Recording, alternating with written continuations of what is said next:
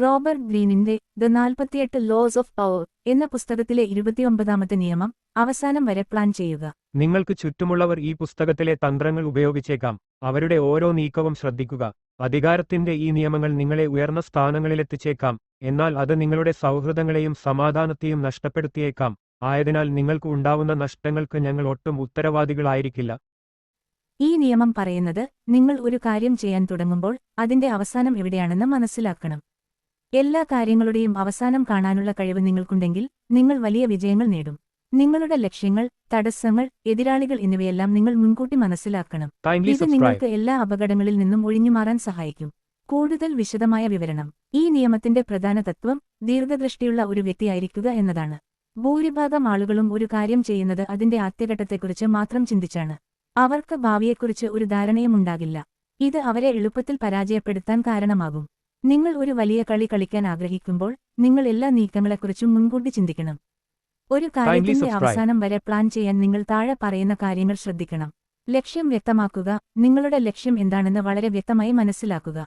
തടസ്സങ്ങൾ മുൻകൂട്ടി കാണുക. നിങ്ങളുടെ ലക്ഷ്യത്തിലേക്ക് എത്താൻ എന്തെല്ലാം തടസ്സങ്ങൾ ഉണ്ടാകുമെന്ന് മുൻകൂട്ടി കാണുക. എതിരാളികളെക്കുറിച്ച് പഠിക്കുക. നിങ്ങളുടെ എതിരാളികൾ എന്ത് തന്ത്രങ്ങളാണ് ഉപയോഗിക്കാൻ സാധ്യതയുണ്ടെന്ന് മനസ്സിലാക്കുക. പദ്ധതികൾ ഉണ്ടാക്കുക. എല്ലാ പ്രശ്നങ്ങളെയും നേരിടാൻ നിങ്ങൾക്ക് ഒരു പ്ലാൻ ഉണ്ടായിരിക്കണം. ചുരുക്കത്തിൽ, നിങ്ങൾ ഒരു കാര്യം ചെയ്യാൻ തുടങ്ങുമ്പോൾ അതിന്റെ അവസാനം വരെ ചിന്തിക്കുക. ചില ഉദാഹരണങ്ങൾ. ചരിത്രം. ചാണക്യൻ തന്റെ ശിഷ്യനായ ചന്ദ്രഗുപ്ത മൗര്യനെ ഒരു രാജാവാക്കാൻ ആഗ്രഹിച്ചപ്പോൾ അദ്ദേഹം ഒരു വലിയ പ്ലാൻ ഉണ്ടാക്കി. ചന്ദ്രഗുപ്തൻ രാജാവാകാൻ എന്തെല്ലാം തടസ്സങ്ങൾ നേരിടേണ്ടിവരുമെന്ന് അദ്ദേഹം മുൻകൂട്ടി കണ്ടു. ഈ പ്ലാൻ കാരണം ചാണക്യന് നന്ദരാജാവിനെ പരാജയപ്പെടുത്താനും മൗര്യ സാമ്രാജ്യം സ്ഥാപിക്കാനും കഴിഞ്ഞു. സിനിമ. ബാഹുബലിയിലെ മഹേന്ദ്ര ബാഹുബലി ബല്ലാലദേവയെ നേരിടാൻ ശ്രമിച്ചപ്പോൾ താൻ നേരിടാൻ പോകുന്ന എല്ലാ തടസ്സങ്ങളെയും കുറിച്ച് അദ്ദേഹം ചിന്തിച്ചു. ബല്ലാലദേവയുടെ സൈന്യത്തിന്റെ ശക്തി, കോട്ടയുടെ രൂപം എന്നിവയെല്ലാം ബാഹുബലി മനസ്സിലാക്കി. ഈ ദീർഘവീക്ഷണം കാരണം അവന് ബല്ലാലദേവയെ പരാജയപ്പെടുത്താൻ കഴിഞ്ഞു.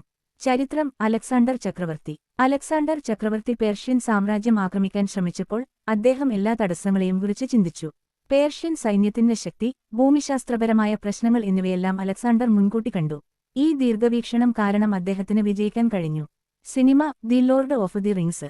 ഈ സിനിമയിലെ നായകനായ ഫ്രോഡോ മോതിരം നശിപ്പിക്കാൻ ശ്രമിച്ചപ്പോൾ അവൻ ഒരുപാട് തടസ്സങ്ങൾ നേരിട്ടു. എന്നാൽ അവൻ എല്ലാ തടസ്സങ്ങളെയും കുറിച്ച് മുൻകൂട്ടി കണ്ടു. ഈ ദീർഘവീക്ഷണം കാരണം അവന് മോതിരം നശിപ്പിക്കാൻ കഴിഞ്ഞു. ചരിത്രം. Napoleon Bonaparte. നെപ്പോളിയൻ റഷ്യ ആക്രമിച്ചപ്പോൾ അദ്ദേഹം കാലാവസ്ഥയെക്കുറിച്ച് ചിന്തിച്ചില്ല. റഷ്യയിലെ ശൈത്യകാലം അദ്ദേഹത്തിന് വലിയ നാശനഷ്ടങ്ങൾ വരുത്തി. നെപ്പോളിയൻ അവസാനത്തെക്കുറിച്ച് ചിന്തിച്ചിരുന്നെങ്കിൽ അദ്ദേഹം ആ യുദ്ധത്തിൽ പരാജയപ്പെടില്ലായിരുന്നു. സിനിമ. ഹാരി പോട്ടർ വോൾഡ്മോർട്ടിനെ നേരിടാൻ ശ്രമിച്ചപ്പോൾ അവൻ വോൾഡ്മോർട്ടിന്റെ എല്ലാ തന്ത്രങ്ങളെയും കുറിച്ച് ചിന്തിച്ചു. ഈ ദീർഘവീക്ഷണം കാരണം അവന് വോൾഡ്മോർട്ടിനെ പരാജയപ്പെടുത്താൻ കഴിഞ്ഞു.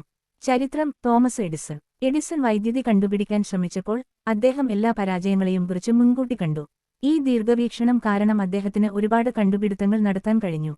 Cinema. The dark night. Joker എന്ന വില്ലൻ ബാറ്റ്മാനെ നേരിടാൻ ശ്രമിച്ചപ്പോൾ അവൻ ബാറ്റ്മാനിലെ എല്ലാ തന്ത്രങ്ങളെയും കുറിച്ച് ചിന്തിച്ചു. ജോക്കറിന് ബാറ്റ്മാൻ എന്ത് ചെയ്യുമെന്ന് അറിയാമായിരുന്നു. ഈ ദീർഘവീക്ഷണം കാരണം ജോക്കറിന് ബാറ്റ്മാനെ നേരിടാൻ കഴിഞ്ഞു. ചരിത്രം. Winston Churchill. രണ്ടാം ലോകമഹായുദ്ധകാലത്ത് ചർച്ചിൽ നാസി ജർമ്മനിയെ നേരിട്ടപ്പോൾ അദ്ദേഹം എല്ലാ തടസ്സങ്ങളെയും കുറിച്ച് ചിന്തിച്ചു. ഈ ദീർഘവീക്ഷണം കാരണം അദ്ദേഹത്തിന് വിജയിക്കാൻ കഴിഞ്ഞു. സിനിമ. മണിച്ചിത്രത്താഴ് എന്ന സിനിമയിലെ ഡോക്ടർ സണ്ണി ഗംഗയെ ചികിത്സിക്കാൻ ശ്രമിച്ചപ്പോൾ അദ്ദേഹം എല്ലാ തടസ്സങ്ങളെയും കുറിച്ച് മുൻകൂട്ടി കണ്ടു. ഈ ദീർഘവീക്ഷണം കാരണം അദ്ദേഹത്തിന് ഗംഗയെ ചികിത്സിക്കാൻ കഴിഞ്ഞു.